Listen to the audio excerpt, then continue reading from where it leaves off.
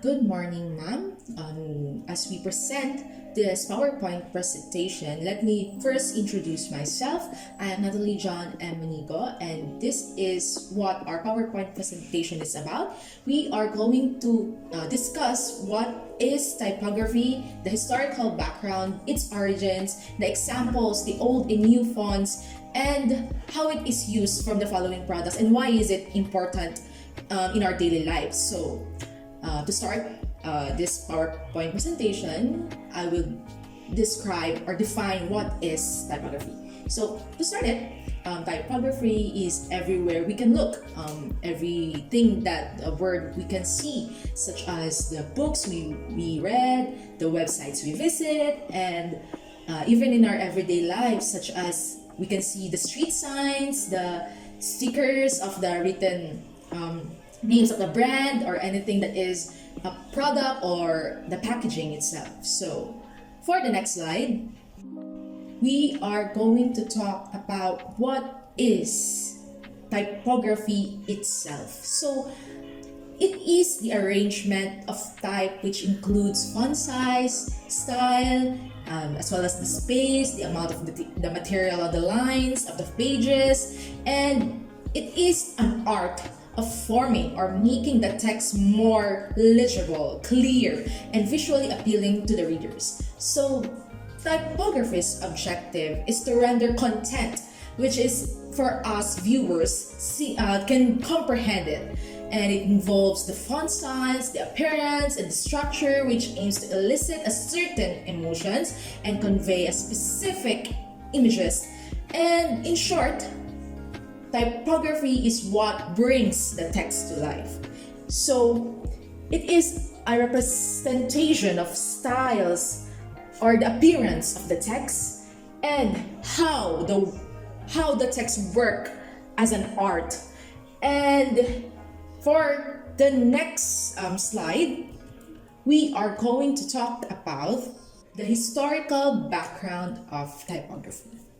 How does the typography originated? So in the earliest forms of communication, we are using writings from pictographs, hieroglyphs, and images were used by the early civilizations for them to express their thoughts, to write the records of what happened, and it quickly developed into alphabets of phonographic writing as the civilization was developed, and it resulted in a creation of numerous typography system.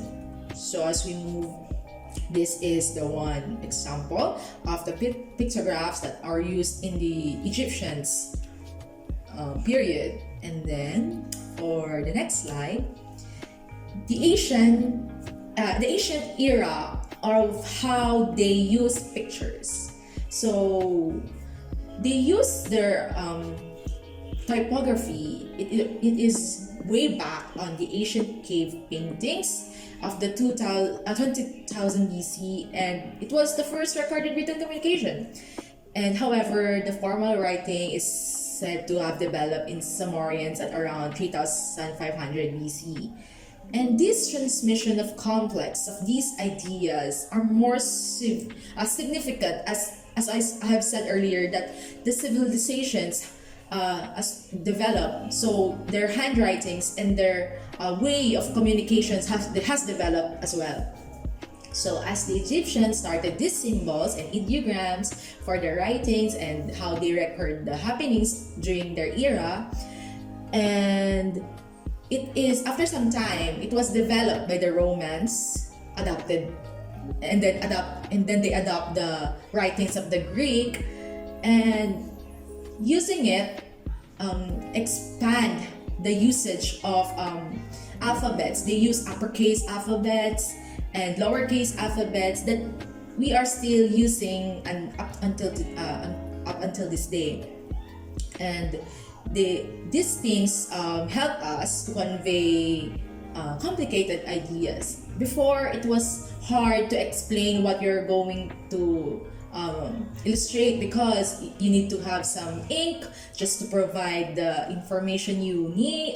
You need to disseminate, and it is so laborious process. So they develop an alphabet for them to disseminate ideas more efficiently. So this is why how typography is developed from hieroglyphics down to the alphabets that we are using today. So it has many process, or it took many years for them to explore and to develop this type of typography, and it was so refined type of art of handwriting. And this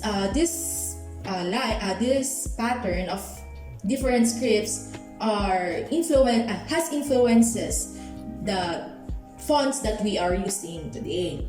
For the next slide, as we go on this Middle Ages, the handwritten and well illustrated manuscripts has evolved. So manuscripts with beautiful handwriting and illustrations dominated the Middle Ages. It has impacted the development of numerous different writing styles. So this is the birth of having these numerous fonts with rounded ornate letters which are significant for all of us. And along with it is the page design, as well as lettering, calligraphy, as a form of a new set of standards. So this has evolved in a master calligraphers crossed over the vast known world to convey their skills to the upper class of learners. Back in the days, it was so hard process. It was a trick process to have the writings. It took many employees that is involved, and only these scripts or these handwritings are available for the ilustrados, or what we call the upper class, because these are the educated ones that able to read and to write. So the price of these manuscripts are not meant for the poor or the unprivileged ones, because they're not able to have these copies, and they're not able to read, and they're not eligible to write. So these are only made for the upper class learners. So the price is right, or the price is high, because it is only limited for the people who can afford it. So for the next slide, this is the example of the lettered script, or from the Book of Kells, that is made in 800 after death, known as insular majuscule, or a variety of unusual script that is originated in Ireland. So as we can see, this is more refined copy of the book, and it is more readable for us to access. So this is how they develop, or how it is developed through the years. Because the printing is more clear, and it is easier for us to read it. So that is about the slide 8. So for the next slide, so going to this next slide, this is about the Gutenberg and the modern typography. So as we all know, Gutenberg is the father of printmaking, and how he developed the movable type, which is what we call printing press, in the 14th to 15th century. It was the turning point of how our society is developed. It is a finest invention where the time, or the how we manage the news or the communication, was more easier for us to access. And of course, modern typography, as we learned in our history class, is functional and made of functional and decorative typefaces. The layouts were lighter, more streamlined, and embellished with subdued pictures. So back then, it was made of different workers to have this type of printing. It was error-prone process. The Bibles were created, had many errors, but when his invention came, it made an impact to the world and how us people can access the news more. It saves more time, it saves more effort, it saves money, and it is a great invention for us to have. Like the Industrial Revolution in communicating the public was faster, and it is focused on the typography itself. So that typography expanded and became more eye-catching through signs, posters, newspapers, magazines, and ads. So it makes the readers or the viewers to take the message easier, and it is more colorful. It's also featured experimental serifs, the making of sans serifs, typefaces with borders, writings, shadings, and another notable aspect of this period was ornamental typography.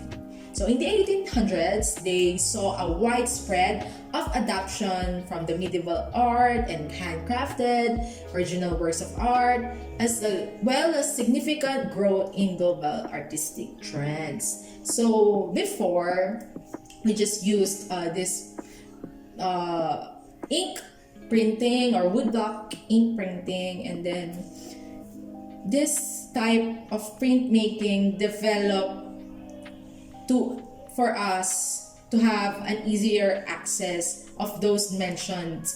Now it is more efficient for us to have the message we need immediately. So this next slide is the example of the Gutenberg typography. So as you can see here, it is more organized, it is more detailed, it is more readable and legible for the readers. So as we go in shifting to the present times, today's graphic designer create a huge variety of typographic styles. So we have a set of families of fonts or typefaces, and we are thinking this great we are glorifying or praising the inventors of these tools. We have a great privilege of unending tools and technologies as a millennial or as a generation of this era. I myself can broaden my horizons and develop my skills more to produce more or much more refined works, and it helps me becoming knowledgeable about how I make art through typography. So graphic designers can even relate to this, and they can easily conduct a new set or a new creations of limitless designs for their typography. So designers can really identify which parts have changed through time and which ones haven't by the understanding of so many visual communication principles here in typography, and as well as the circumstances that contribute success or failure. Why is typography important?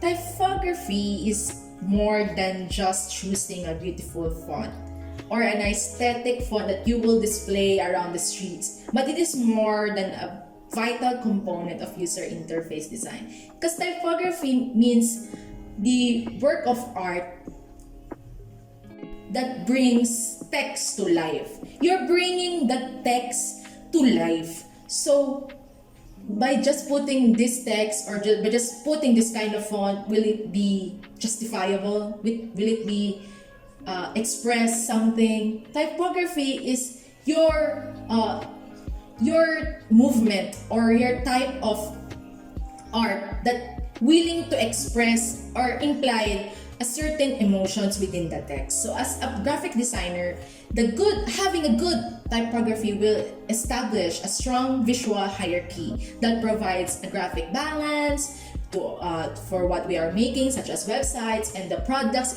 as a whole. And typography should guide and inform users to optimize readability and accessibility to ensure an excellent user. So remember that not everyone who uses typography is known, who uses prefabricated letters is a typographer, his or herself. Typography is not just about the techniques that we know. It is an art or the creativity or the craft that is in it.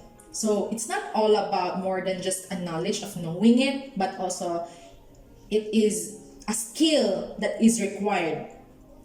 And it is more than just arranging the letters.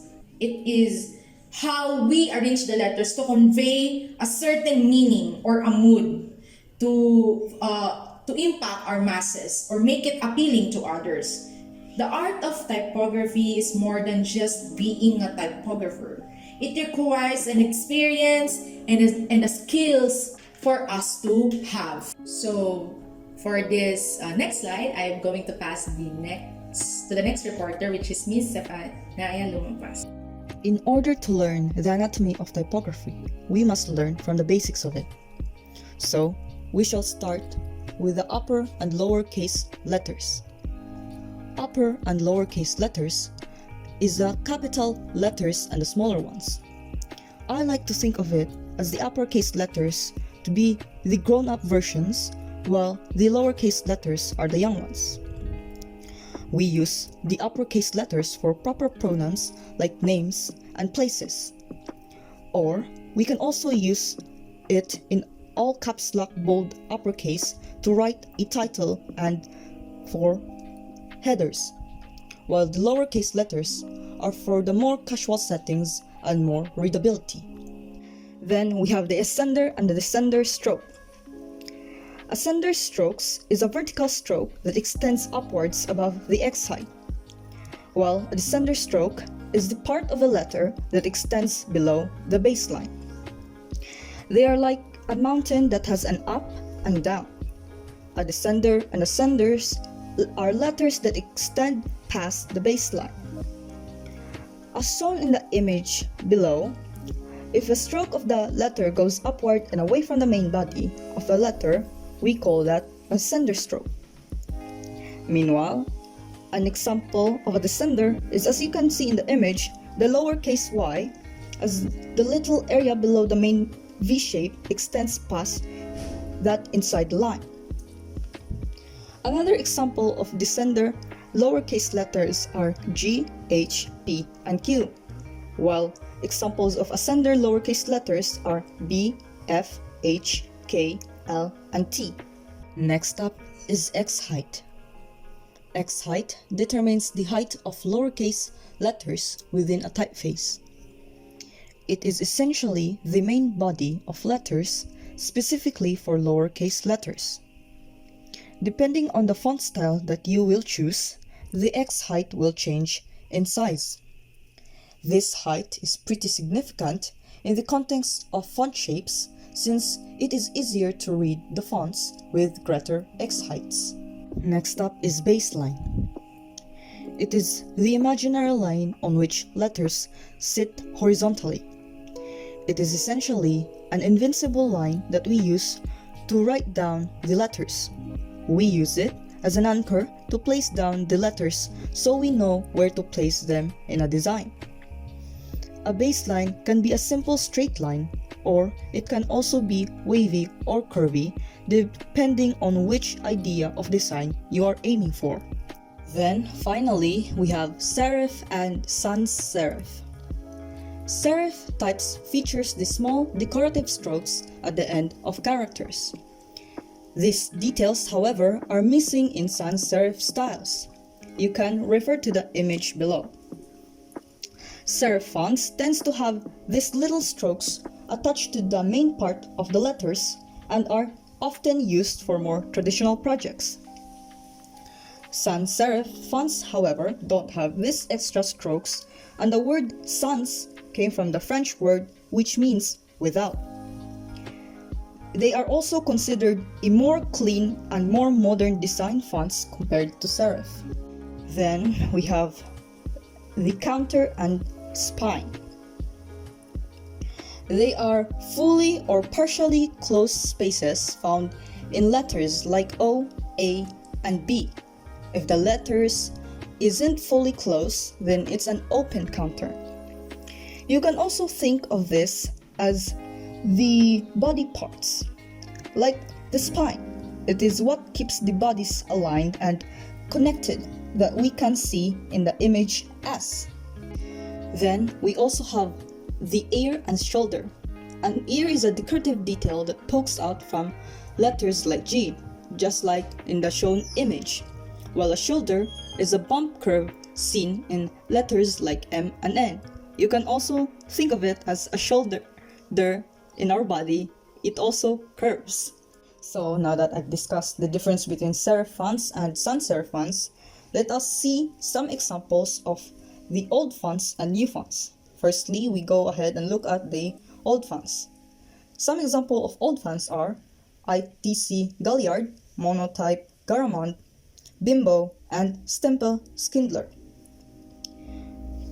You can see that these old fonts are using the serif font style.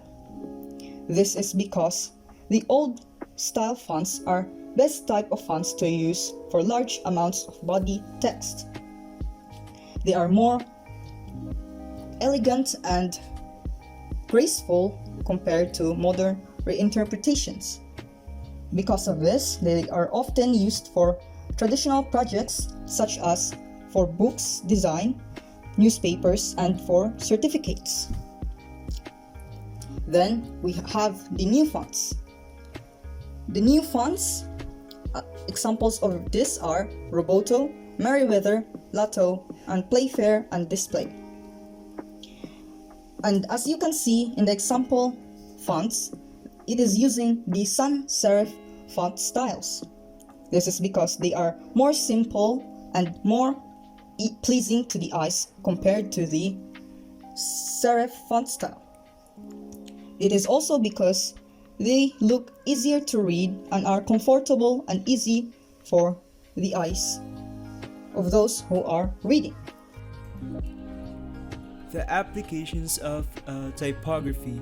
So as we all know, typography is really an important and a vital factor to have in whether it would be your businesses or even services that you offer. So the applications could be for your logos, business cards, posters, portraits, billboards, and hoardings, and even more. So for example, logos, it is a representation of what you offer or what you sell. If it goes to your businesses, it should fit the vibe of what the atmosphere of what you offer you are trying to convey. So the typography is really an important thing to convey what vibe it is, and it also goes the same for business cards, posters, portraits, and billboards. So it would fit the type of viewer or consumer you are trying to offer. So that is all for the applications. And so here are the examples of the sample in the product of the usage of typography. So first, the retro or vintage font. So this font style is like 70s, 80s, or 90s feeling, the atmosphere it gives off. You can see the usage of the curves. It is really a stylish look to it, and definitely the retro vibe that 90s gives off. So that is for the retro. For the next one would be horror or scary fonts. So as you see in the picture, exhibiting fear, and you could see that the sharp edges creates that tension in the vibe it gives off, which is kind of spooky, and that is usually used in horror movies and scary movies and stuff that creates tension.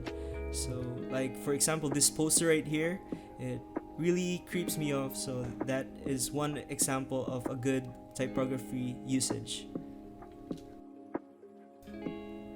So for the next one, elegant or luxury fonts. So as you can see in the illustration on the right side, it is more of a stylish style, with thin stripes to it. You could see these more in fancy restaurants and expensive shops. They use this because of the fancy and luxurious vibes it gives off. So for the next slide, Christmas holiday fonts. So these are during the Christmas seasons. You could usually see these in stores, shops, and like for example, like a Christmas sale. You could usually see these types of typography, the stylish cursive, and the Christmas vibes it gives off. I've heard that Coca-Cola has inspired these types of fonts back when they advertised their products with Santa Claus. So as you can see, it is inspired by their typography, the cursive Coca-Cola font. And so yeah, decorative fonts are also more of like the ornamental stylish look. It is usually seen in like circuses or ornamental shops, or even stylish shops that offers this anything that fits with this vibe. So yeah. The next one would be the gritty style font. So as you can see, this typeface is usually more like a grunged, used, old, smudged all over type of style. It is usually more like an anti-design, but it actually looks pretty good if that is what you are kind of into. So this style is usually used in like album covers and even shirts. Next would be the brush fonts. So it is a font style inspired by brushes and swatches and swooshes, and it shows a fun and creative look to it. 3D fonts. 3D fonts are the type of fonts that brings a text into a perspective of like a three-dimensional shape. So as you can see in the illustration or the mural in the right side, it's a picture of a guy painting a wall. So you can see how the text is popping off, but it is actually on a flat surface, and that effect is usually used in like cinematic stuff and more. Typography is a really important skill to master, since it is what gives a text life and in a creative way. So that is all for our report, and thank you.